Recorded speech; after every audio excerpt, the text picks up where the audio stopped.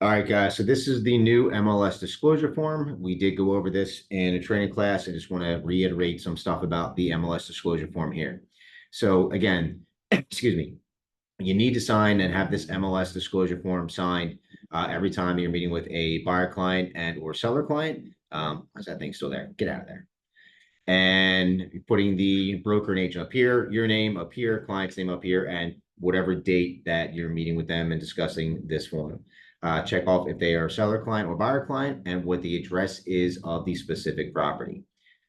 This talks about what Bright MLS is, websites, apps, as far as where to get the information from. How does Bright work? It explains how the MLS works. And again, this is part of where we're talking about your value. People need to understand you have a cost that goes behind your business. And people need to understand that the MLS, yes, there's a subscription to it. You pay dues to it, which are pretty costly. Don't be afraid to share that.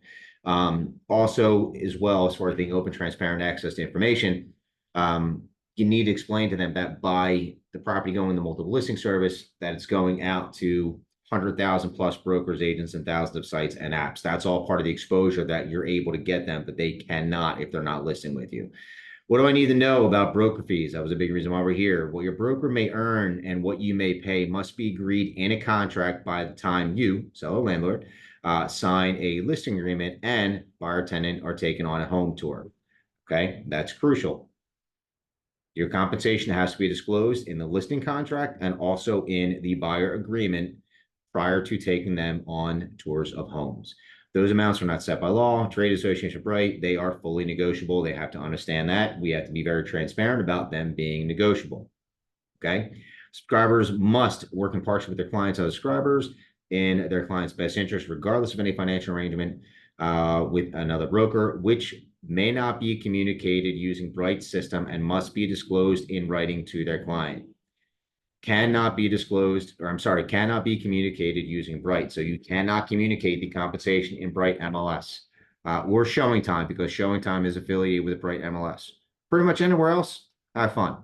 But in Bright MLS and in Showing Time, you cannot disclose or cannot communicate what the compensation is in there. Buyer tenant may ask in a purchase offer for a seller or landlord to cover closing costs, including broker fees. So in your offer, you can ask that, and that can be a part of your offer for the seller to pay commission to the buyer agent. If you are a seller slash landlord and your broker may indicate in Bryce system your non-binding and negotiable invitation for a buyer slash tenant to ask in their purchase offer for you to contribute to their closing costs, which may include their broker's fees.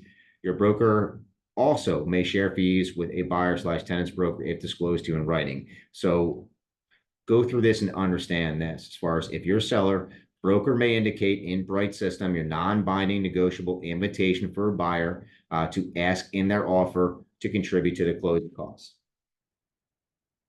Understood? Again, you cannot communicate in the MLS as a listing agent what a compensation may be, but you may indicate non-binding, negotiable, and invitation for a buyer to ask in their purchase offer to contribute to their closing costs. Okay, and then make sure you have your party, your client initial here. Now, getting into these that have to be checked off, and then that's all for this form. This right here, when will your broker allow potential buyers renters to learn about the property? So when is it going to be submitted to the MLS? When are you going to take that listing and submit it to the multiple listing service? Excuse me, subscribers must submit information to Bright about every property with an exclusive listing within 2 days of allowing potential buyers or renters to learn about the property. So what date you're going to go live? Right there, submit it. Make sure that date's in there.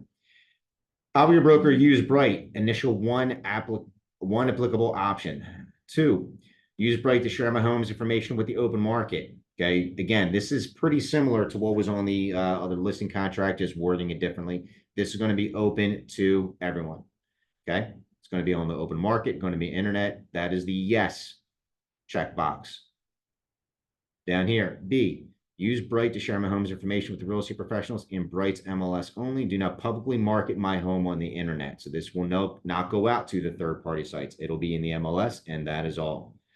C, I'm going to put in the date here. My home is ready for marketing, but will be ready for showings beginning on what specific date? Again, the coming soon, the timeline has been removed. It's not 21 days anymore. And It is pretty open-ended on when or how long the property can be coming soon. And this right here, down here, I do not want my home on the open market. Restrict marketing only to my broker's network.